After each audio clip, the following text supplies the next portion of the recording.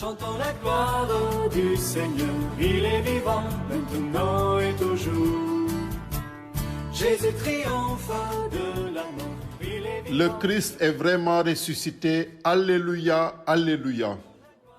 Frères et sœurs, nous célébrons aujourd'hui la résurrection de notre Seigneur Jésus-Christ, qui est la fête des fêtes et le fondement de notre foi. Oui, la mort n'a pu vaincre et garder dans le tombeau le Christ. Il en sort victorieux et amène avec lui toute l'humanité au ciel. Le Christ sort de ce monde avec son corps pour entrer dans le monde de Dieu. Frères et sœurs, comme vous le savez, depuis la faute d'Adam, le paradis était fermé. Mais aujourd'hui, grâce à la résurrection du Christ, il s'ouvre pour laisser passer avec le Christ tous les défunts qui, depuis la création du monde, attendaient leur délivrance dans le séjour des morts. Frères et sœurs, la résurrection est le verdict, la sentence, le jugement que le Père rend sur ce qui est arrivé à son Fils le vendredi saint. Le Père, voyant d'un côté tout le mal et le péché du monde, et de l'autre, tout l'amour et la confiance du Christ total, c'est-à-dire de Jésus, tête et des membres de son corps, à savoir toute l'humanité, considère que l'amour du Christ dépasse infiniment tout le mal et le péché du monde, et donc que le Christ total mérite le ciel. Alors, Dieu le Père le ressuscite et lui donne accès auprès de lui dans la vie éternelle.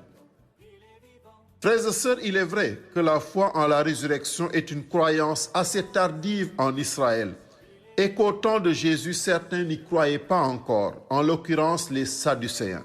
Mais la résurrection du Christ a été annoncée à de nombreuses reprises dans l'Ancien Testament et annoncée par Jésus lui-même plusieurs fois dans les évangiles. Rappelez-vous ce que Jésus dit aux disciples d'Emmaüs, je cite, « Ô esprit sans intelligence ». Comme votre cœur est lent à croire tout ce que les prophètes ont dit. Ne fallait-il pas que le Christ souffrit cela pour entrer dans sa gloire? Et partant de Moïse et de tous les prophètes, il leur interpréta dans toute l'Écriture ce qui le concernait. Fin de citation, Luc 24, 25 à 27.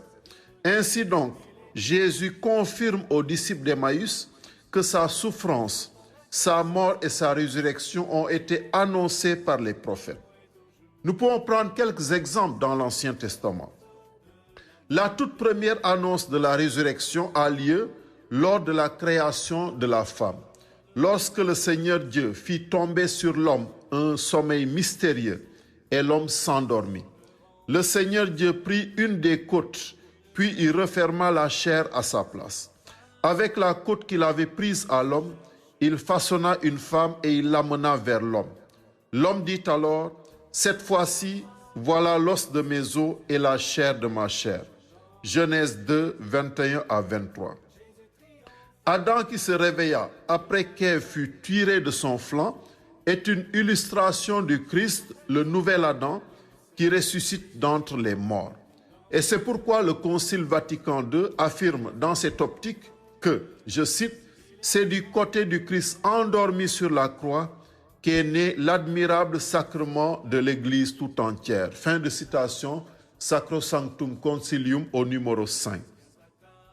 Ensuite, nous avons le sacrifice d'Isaac, qui est une figure, une annonce de la résurrection, car ce dernier a échappé à la mort et a été remplacé par un bélier. Genèse 22, 1 à 14.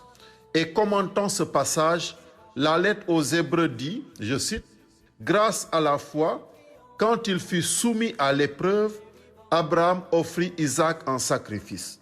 Et il offrait le fils unique. Alors qu'il avait reçu les promesses et entendu cette parole, c'est par Isaac qu'une descendance portera ton nom.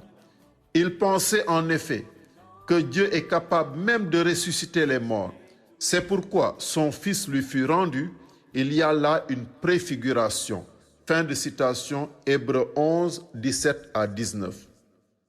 La vie de Joseph est également une annonce de la mort et de la résurrection du Christ. En effet, vendu par ses frères, Joseph est comme mort. Et lorsqu'ils le retrouvent en Égypte, il est comme ressuscité et il les sauve finalement de la mort. Voici d'ailleurs ce qu'il dit à ses frères lorsque ceux-ci regrettent leur geste de l'avoir vendu. Je cite, « Dieu m'a envoyé devant vous pour vous préserver une postérité sur la terre et pour sauver vos vies par une grande délivrance. Aussi maintenant, ce n'était pas vous qui m'avez envoyé ici, mais Dieu. » Fin de citation. Genèse 45, 7 à 8. Et plus loin, Joseph leur dit encore à ses frères, je cite, « Mais quant à vous, vous aviez pensé du mal contre moi, mais Dieu l'avait voulu en bien pour accomplir ce qui arrive aujourd'hui, pour sauver la vie d'un grand peuple. » Genèse 50, 20. Ensuite, nous avons le passage de la mer Rouge qui est également une annonce de la mort et de la résurrection du Christ, car le peuple d'Israël a échappé à l'esclavage, a échappé à la mort, a traversé la mer Rouge qui est le symbole de la mort pour accéder en terre promise, symbole du paradis. Exode chapitre 14. Frères et sœurs, nous avons également l'épisode de Jonas que nous connaissons bien, qui est une annonce de la mort et de la résurrection du Christ. En effet, Jonas fut jeté dans l'océan et le Seigneur donna l'ordre à un grand poisson de l'engloutir. Jonas demeura comme mort dans les entrailles du poisson 3 jours et 3 nuits. Après, le Seigneur parla au poisson et celui-ci rejeta Jonas sur la terre ferme. C'est la résurrection. Jonas 2, 10. Et Jésus lui-même s'applique cette histoire de Jonas lorsque les pharisiens et les scribes lui demandent un signe. Il leur réplique, « Cette génération mauvaise et adultère réclame un signe. Mais en fait de signe, il ne lui sera donné que le signe du prophète Jonas. » En effet, comme Jonas est resté dans le ventre du monstre marin 3 jours et 3 nuits, le Fils de l'homme restera de même au cœur de la terre 3 jours et 3 nuits. Matthieu 12, 39 à 40. Jésus annonçait ainsi sa mort et sa résurrection. Nous avons enfin David dans le psaume 15 qui annonce également la mort et la résurrection du Christ lorsqu'il proclame, je cite, « Je garde le Seigneur devant moi sans relâche. Il est à ma droite, je suis inébranlable.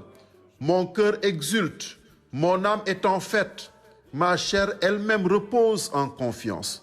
Tu ne peux m'abandonner à la mort, tu ne peux m'abandonner à la mort, ni laisser ton ami voir la corruption. » Fin de citation, psaume 15, 8 à 10. Ainsi, frères et sœurs, le mystère de la résurrection que nous célébrons aujourd'hui a été préparé par Dieu depuis le commencement jusqu'à présent. Dans la même lancée, Jésus lui-même annonce plusieurs fois dans les évangiles à ses disciples sa mort et sa résurrection. Nous pouvons prendre comme exemple l'évangile de Marc que nous lisons toute l'année, toute cette année durant, où Jésus l'annonce au moins à 3 reprises. D'abord à Césarée de Philippe, Jésus pose à ses disciples une question importante. « Pour vous, qui suis-je » C'est alors que Simon-Pierre prend la parole et répond au nom de tous les autres que Jésus est le Messie, le Fils du Dieu vivant. Mais Jésus tient à faire une précision et commence à leur enseigner qu'il fallait que le Fils de l'homme souffre beaucoup, qu'il soit rejeté par les anciens, les grands prêtres et les scribes, qu'il soit tué et que 3 jours après, il ressuscite. Marc 8, 27 à 30. La seconde annonce de la mort et de la résurrection intervient lorsque, traversant la Galilée, Jésus enseignait à ses disciples en leur disant « Le Fils de l'homme est livré aux mains des hommes. Ils le tueront et 3 jours après sa mort, il ressuscitera. » Mais les disciples ne comprenaient pas ces paroles et ils avaient peur de l'interroger. Marc 9, 31. La troisième annonce a lieu lorsqu'il montait à Jérusalem. Jésus prend de nouveau les 12 auprès de lui, se mit à leur dire ce qui allait lui arriver. « Voici que nous montons à Jérusalem, leur dit-il. Le Fils de l'homme sera livré aux grands prêtres et aux scribes. Ils le condamneront à mort. Ils le livreront aux nations païennes qui se moqueront de lui cracheront sur lui, le flagelleront et le tueront. Et 3 jours après, il ressuscitera. Fin de citation, Marc 10, 34. Mes frères et sœurs, malgré toutes ces annonces, malgré toute cette préparation de l'Ancien Testament, les apôtres sont tellement choqués par sa souffrance et sa mort qu'ils ont oublié les paroles de Jésus et n'ont pas cru tout de suite. Certains ont même refusé de croire car c'était humainement incroyable. Rappelez-vous Saint Thomas. Et si nous regardons l'évangile d'aujourd'hui, dimanche de Pâques, nous voyons que seul Jean a vu et a cru. Marie-Madeleine et Pierre sont perplexes lorsqu'ils voient la pierre rouler et les linges à leur place. Il a fallu les apparitions et l'insistance de Jésus ressuscité pour qu'enfin les disciples se ravisent à croire. Quelle leçon pour nous aujourd'hui? 2 leçons.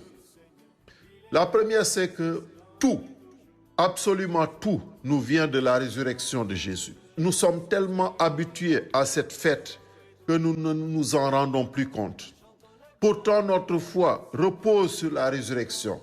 Et la résurrection n'est pas un mythe, mais un fait historique solide. Mieux, la résurrection elle-même suscite foi. Rappelez-vous Saint Jean, il vit et il crut. La rencontre avec le ressuscité nous met dans une grande joie. Grâce à la résurrection du Christ, nous n'avons plus peur du péché, du mal et de la mort, car le Christ les a vaincus. Il nous entraîne à sa suite et nous donne la grâce de sa victoire. Nous sommes heureux, car nous croyons au Christ ressuscité sans l'avoir vu. Heureux ceux qui croient sans avoir vu.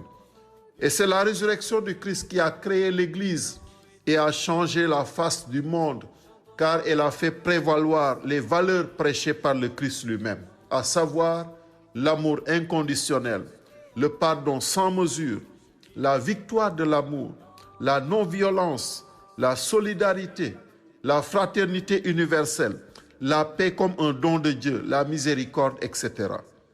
Deuxième leçon, ce que nous avons à faire aujourd'hui est de renouveler notre foi en la résurrection. Entrons en nous-mêmes pour renouveler notre foi en Jésus ressuscité, pour adhérer fermement au Christ ressuscité et témoigner que sa victoire est donnée à tout homme et à toute femme.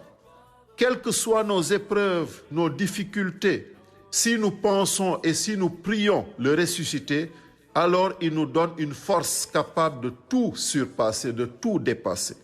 Comme le dit Saint Paul, je peux tout en celui qui me fortifie. Frères et sœurs, soyons dans la joie.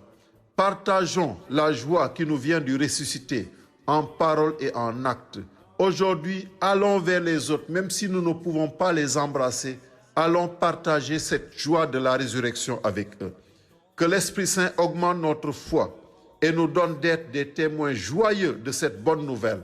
Christ est vivant. Avec lui, nous vivons. Avec lui, nous vivrons.